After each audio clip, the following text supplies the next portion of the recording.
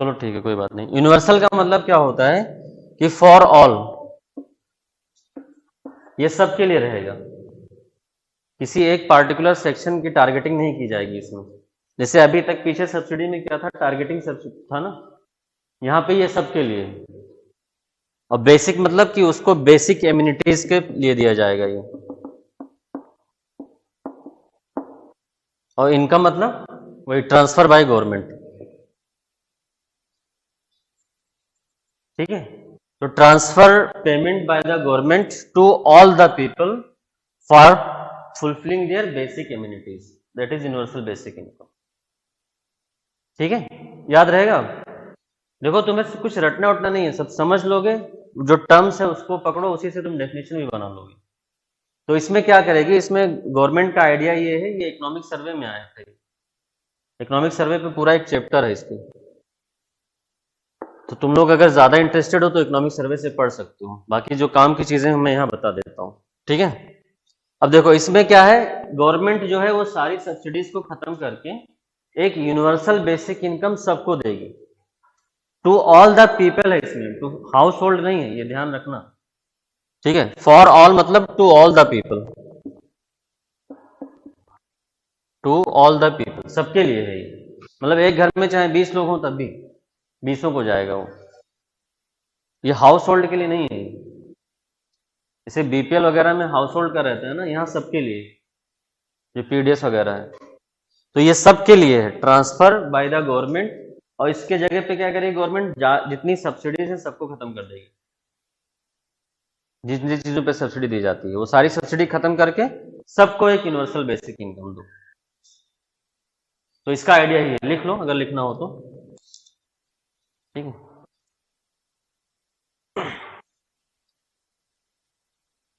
देखो it is unconditional transfer made by the government to all the people,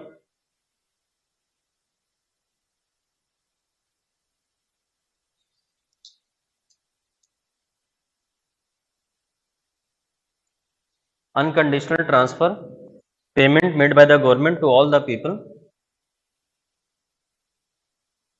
to all the people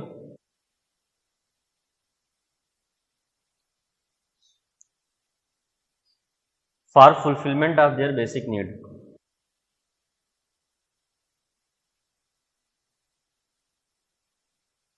for fulfillment of their basic need। अब देखो इसके benefits क्या हैं।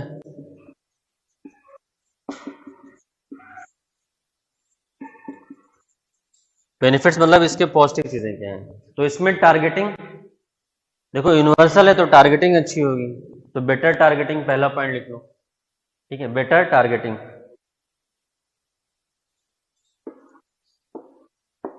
Better targeting, universal है ना, तो जो टारगेटिंग वाली प्रॉब्लम आती थी अभी पीछे, वो यहाँ पे प्रॉब्लम नहीं आएगी, सबको मिलना है। तो कोई fake beneficiary, ghost beneficiary, inclusion exclusion error, ये सब नहीं रहेगा ना इसमें।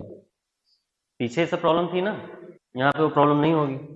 सेकंड पॉइंट लिखो, मोर फ्रीडम ऑफ चॉइस,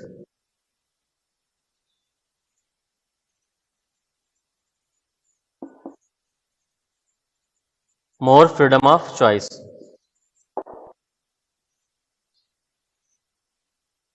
ठीक है,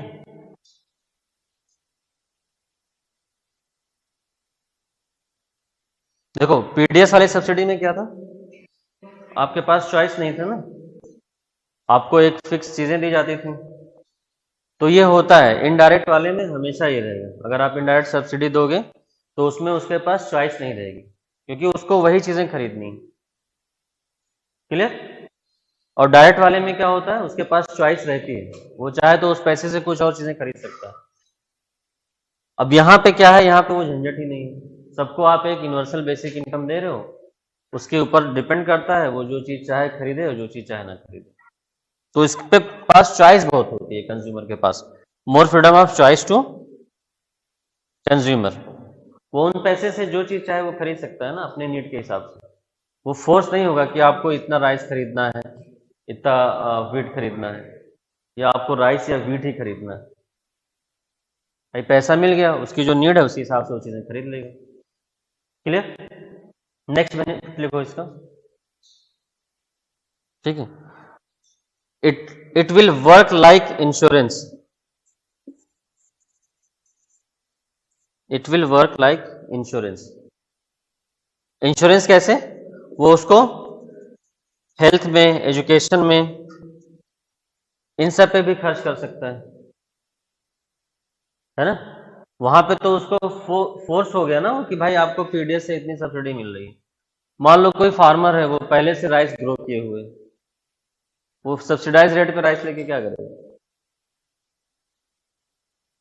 है ना। अब यहाँ पे क्या होगा, वो अपने बच्चों को हेल्थ और एजुकेशन पे खर्च कर सकता है। इस पे बहुत डिबेट होता है। अभी कोविड के बाद से ये चीज़ और इम्पोर्टेंट हो गई। लोग बोल रहे हैं कि अब सबके पास एक यूनिवर्सल, कोविड के बाद सब लोग यही बोल रहे हैं, सोशल सिक्योरिटी का जो कॉन्सेप्ट है वो कोविड के बाद ज़्यादा इम्पोर्टेंट हुआ है। वहीं पे हाँ,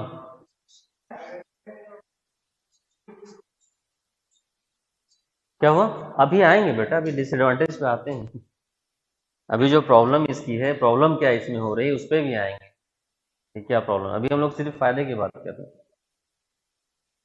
क्लियर है? इतना पॉइंट हो गया बेनिफिट वाला। अब देखो इसमें प्रॉब्लम क्या आती है।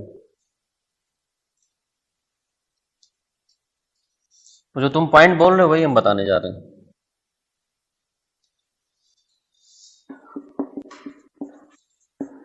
इश्यूज क्या है इसमें, क्या प्रॉब्लम है। ठीक है, अभी तक ये इम्प्लीमेंट नहीं हुआ, जबकि इकोनॉमिक सर्वे ने इसका आइडिया बहुत पहले दे दिया था। 2018 में शायद इसका आइडिया पहली बार आया था, यूनिवर्सल बेसिक इनकम। ऑलमोस्ट 5 साल होने वाले, अभी तक ये इम्प्लीमेंट नहीं हुआ। तो मतलब कुछ प्रॉब्लम होगी अभी। तो पहली जो इसमें प्रॉब्लम है वो लिखो। ठीक है, देखो पहली प्रॉब्लम है इसमें वेस्टफुल एक्सपेंडिचर। वेस्टफुल एक्सपेंडिचर, है ना। अभी तुम राइस वीट देते हो तो वो घर में जाके यूज तो होता है। हाँ, अब इसमें क्या होगा, वेस्ट, अब डायरेक्ट सबके उसमें अकाउंट में पैसा जाएगा। ठीक है, अभी देखो जो पुअर क्लास होती है उनके उनके पास जनरली एक हैबिट होती है, नॉट ऑल पुअर, अफेंड नहीं होना है किसी को, बट जनरली जो लोअर क्लास है, जो पुअरेस्ट क्लास है, उनके पास एक हैबिट होती है, वो दिन भर काम करते हैं और रात में दारू पी के, ठीक है। अच्छा, ये एलिट क्लास में भी होता है, ऐसा नहीं है, ठीक है। मतलब इंडिया में या बहुत सारी कंट्रीज में ऐसा होता है कि उनको डेली दारू चाहिए, और फिर उसके बाद ऐसी हम लोग की अपब्रिंगिंग होती है बचपन से, मतलब दारू पी के पीटता है, फिर भी मेरा पति मेरा देवता है ना। यही सिखाया जाता है, अरे बेटा एडजस्ट करो कुछ दिन तक, अभी सुधर जाएगा। फिर उससे उसके पहले तो देखो इंडिया में प्रॉब्लम क्या होती है ना, कि कोई बच्चा बिगड़ा हुआ होता है तो लोग बोलते हैं सोसाइटी वाले, अरे इसकी शादी कर दो सुधर जाएगा। तो कैसे सुधर जाएगा जो पहले से बिगड़ा हुआ है? शादी से कैसे सुधर जाएगा, मैं आज तक ही नहीं समझाऊं। हाँ, जो रिस्पॉन्सिबल होगा वो पहले से उठाएगा ना, इसीलिए तो पॉवर्टी खत्म नहीं हो रही है। भाई ऐसे लोगों की तो शादी करनी नहीं चाहिए। भाई जो जो लड़का मतलब 25 साल का हो गया है, ठीक है, 30 साल का हो रहा है, वो अपने पेरेंट की रिस्पॉन्सिबिलिटी नहीं उठा रहा है, तो वो किसी और लड़के की रिस्पॉन्सिबिलिटी कैसे उठा लेगा?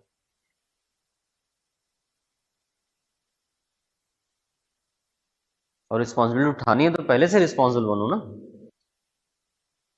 है कि नहीं। तो मुझे लगता है कि ऐसे लोगों की शादी नहीं करनी चाहिए, लॉ बना देना चाहिए कि if you are not responsible you are not fit for marriage. एक सर्टिफिकेट देना चाहिए, ठीक है, डिस्ट्रिक्ट कलेक्टर ऑफिस से एक सर्टिफिकेट इशू होना चाहिए शादी। ठीक है, ये जो क्या बोलते हैं 36 गुड़ मिलाते हैं उसको क्या बोलते हैं? हाँ, कुंडली। हाँ, कुंडली मिलाने से अच्छा है उसको fit for wedding, not fit for wedding, इसका सर्टिफिकेट दे देना चाहिए, है कि नहीं। हाँ, उसका भी करप्शन से निकलवा लेंगे। हाँ, ये बात भी सही बोल रहे हैं, उसका भी करप्शन से निकलवा लेंगे, लेकिन फिर वो करप्शन के लिए पैसे खर्च करने पड़ेंगे ना। फिर गवर्नमेंट हो सकता है किसी को शादी ना करने दे, इसी बहाने पॉपुलेशन कम हो जाए। ठीक है, बट ये हो सकता है, ये पॉसिबिलिटी है ना कि वो वेस्टफुल एक्सपेंडिचर करेगा, मतलब जैसे मान लो दारू पे पैसा खर्च कर देगा, सिगरेट पे पैसा खर्च कर देगा, तम्बाकू, गुटखा, ठीक है, खा खा के थूकेगा, लाल कर देगा पूरा। ठीक है, मतलब वो इंडियन टॉयलेट्स, मतलब जो इंडियन रेलवे के टॉयलेट्स है ना, उसमें बायो टॉयलेट लगे हुए हैं, मतलब इंडिया वाले वहां भी जाके थूक आते हैं गुटखा वगैरह, और गुटखा का जो रैपर होता है उसी में फेंक देते हैं। और वो बायो टॉयलेट है, वो गुटखा के रैपर थोड़ी डिकम्पोज कर पाएगा, वो चोक हो जाता है। तो ये तो हालत है इस देश की, फिर सबको विकास भी चाहिए। अपने आप को सुधारना नहीं है। अच्छा, वहां पे लिखा रहता है कि ये बायो टॉयलेट है, कृपया इसमें कुछ ना करें, हिंदी में भी लिखा रहता है, इंग्लिश में भी लिखा रहता है, लेकिन फिर भी थूक के आएंगे, फिर बोलेंगे अरे गुटखा खा के वहीं थूक दिए रहे, मतलब कि दे विल शो ऑफ, ठीक है, कि आई हैव दैट करेज, कि I have choose tobacco and I spit on the bio toilet, ऐसे बोलते हैं। ठीक है, वो हम लोग के साइड की लैंग्वेज है, ऐसे वो लोग ऐसे प्राउड फील करते हैं कि अरे अब मैं गुटखा खाया और ट्रेन की बोगी में ही थूक दिया और कोई नहीं रोक पाया, टीटी के सामने थूक दिया मैंने, तो उसमें क्या हो, तुम्हारा ही नुकसान हो रहा है। इसीलिए तो डेंगू इतनी बुरी तरह से फैला है लखनऊ में। भाई तुम साफ सफाई अपने घर के आसपास की कर लो, डस्टबिन में कूड़ा फेंको। ठीक है, यहाँ पे मैंने देखा अभी हजरतगंज में चले जाओ, 20, 22, 25 साल के जो लड़के लड़कियां होती हैं, वहाँ चाय पियेंगे, कुल्हड़ ऐसे फेंक देंगे सड़क पे, कोल्ड ड्रिंक पियेंगे, बॉटल वहीं रख के चले जाएंगे। स्पेस बना हुआ है ना, पार्क वगैरह में चले जाओ, जहाँ खाना खाएंगे वहीं सब कुछ छोड़ के भाग लेंगे। भाई पॉलीथीन या रैपर कुछ भी लेके जाओ, उसी में पैक करके, बगल में डस्टबिन रहता है, तो वो सब आते हैं। तो ये आदत यहाँ पे भी है, वेस्टफुल एक्सपेंडिचर हो सकता है। ठीक है, जिन चीजों पे जरूरत नहीं है वहां पे भी खर्च करेगा। ठीक है, सेकंड लिखो, मोरल हैजार्ड। मोरल हैजार्ड, ये सब तुम जीएस थर्ड के भी एग्जांपल में यूज कर सकते हो, यूनिवर्सल बेसिक इनकम का, वही वेल्थ विदाउट वर्क वाले में, है ना, एथिक्स में नहीं कर सकते हो। तो ऐसे सोचो बेटा, मतलब पेपर में तुम्हें मतलब कुछ अलग से कोई ज्ञान नहीं आएगा, इसीलिए जीएस 4 में बच्चों के मार्क्स बहुत कम आते हैं, क्योंकि वो जो जीएस 1, 2, 3 में पढ़े हैं ना, उसको वहां यूज नहीं कर पाते हैं, और पढ़ाने वाले भी ऐसे पढ़ा नहीं पाते हैं, ये भी एक रीजन। तो मोरल हैजार्ड मतलब क्या होगा, it will disincentivise to seek the job, disincentivise to seek the job, है ना। भाई हर महीने तुम्हें पैसे मिल रहे हैं, तो तुम अपनी तरफ से थोड़े एफर्ट करोगे कि मुझे जॉब चाहिए, बेसिक तो तुम्हें मिल ही रहा है ना। तो एक प्रॉब्लम ये आ जाएगी, इसको मोरल हैजार्ड बोलते हैं, कि भाई आपको पैसा मिल रहा है कि आप बेसिक इम्यूनिटीज पूरी करिए, इसका मतलब नहीं कि आप काम करना बंद कर देंगे।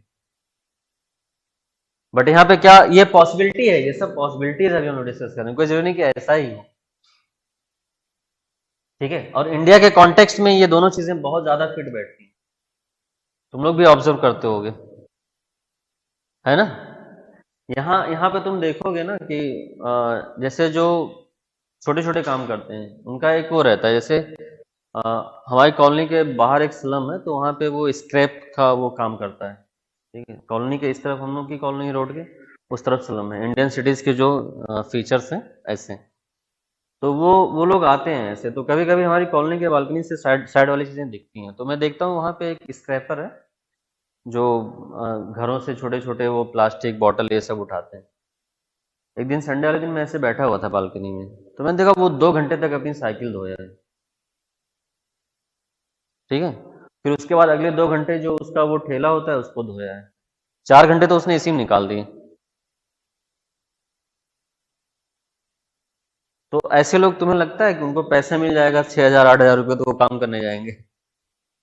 बट ऐसा नहीं कि सब लोग नहीं, ये पॉसिबिलिटी है एक जो हम बता रहे हैं। तो ये दोनों पॉइंट लिखो।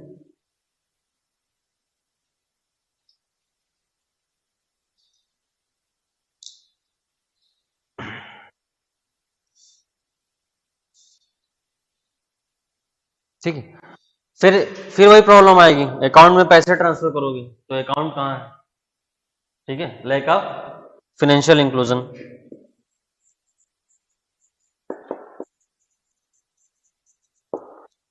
लैक ऑफ फाइनेंशियल इंक्लूजन ना, अकाउंट में पैसे ट्रांसफर करो तो उसके लिए अकाउंट भी तो चाहिए।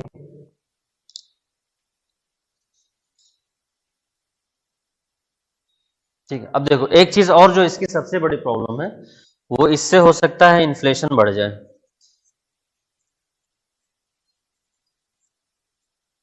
इन्फ्लेशन, यूनिवर्सल बेसिक इनकम से इन्फ्लेशन बढ़ सकता है। अच्छा, इसमें सब में मे करके लिखना है, ठीक है, विल करके मत लिख देना सब में कि ऐसा ही होगा। ये सब पॉसिबिलिटीज हैं कि ये चीजें हो सकती हैं। अब तुम लोग बताओ इससे इन्फ्लेशन कैसे बढ़ेगा, यूनिवर्सल बेसिक इनकम। हाँ, देखो इन्फ्लेशन कैसे बढ़ेगा, जैसे बैंक में पैसा आएगा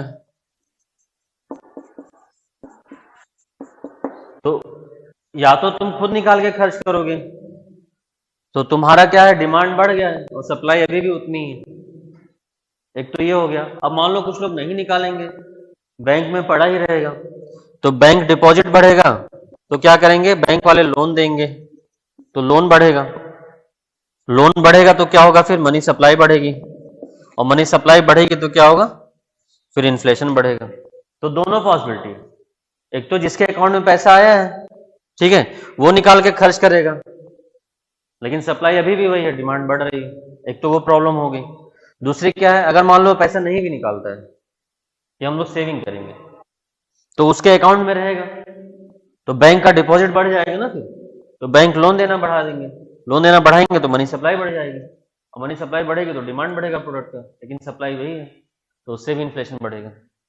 तो ये वाला फिगर ऐसे बना लो कि बैंक डिपॉजिट बढ़ जाएगा, पहले तो वो लिख लो कि डायरेक्टली वो खर्च करेगा, डायरेक्ट एक्सपेंडिचर करेगा वो निकाल के, तो उससे भी क्या होगा, डिमांड बढ़ेगी ना। भाई तो हर अकाउंट में 8,000 6,000 आ रहा है, तुम निकाल के खर्च करोगे, सब लोग के अकाउंट में आ रहा है, सब लोग खर्च करेंगे, तो एक तो ये हो गया, इससे भी इन्फ्लेशन हो सकता है।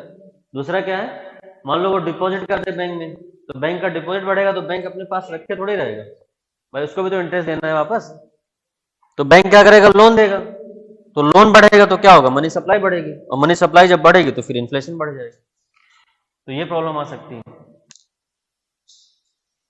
क्लियर?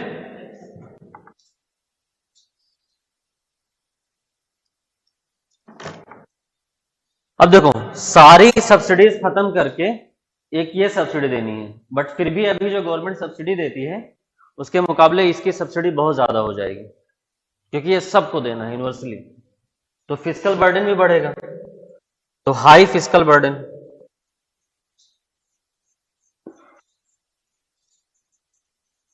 है ना, क्योंकि ये यूनिवर्सल है ना, सबको दोगे। अभी सब्सिडीज में क्या है कि वो टारगेटेड होता है, सबके लिए नहीं होता है, ठीक है। और वो जो लड़का बोल रहा था कि सर ये सबको देंगे, तो वही वाली ये प्रॉब्लम है कि सबको दोगे तो ये हाई फिस्कल बर्डन होगा, जिसको रिक्वायरमेंट नहीं है उसको भी मिल रहा है, ठीक है, अंबानी अडानी को भी मिल रहा है महीने में 6,000 8,000 गवर्नमेंट की तरफ से, है ना, यही तुम बोल रहे थे। ठीक है, चलो अब समझ में आ गया। लिख ले जाओगे तुम लोग कि नहीं? हाँ, पॉइंट्स याद रहेंगे, पूछें कल आओ तब।